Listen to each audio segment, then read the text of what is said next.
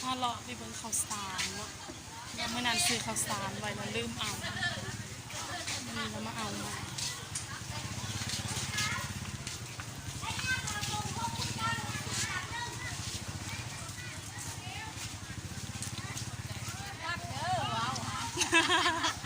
ลืมตลอดมือใดกะ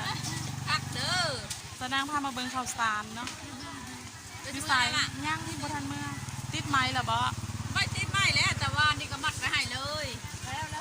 มันมัดไปให้เลยมันบุคิวบ่เข้าบนตัวนั้นเข้าบนลืมนั่นแหละมาเลือกซื้อข้าวสารไว้นั่นแหละขั้นเท่าเมื่อเราสิมาเอาเด้อเราสิมาเอาแล้ว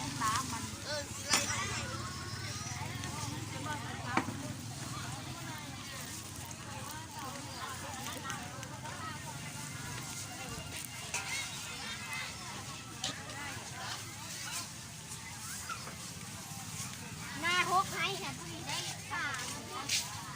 ของบ้องทั้งมืองามเลยพัดน้ำพัดพัดคนมีเจ้าข้าวมีน้ำมาพัดรถขึ้นไปดูน้อยมันทำของมันอ้อมันสวยแล้วเดี๋ยวนี้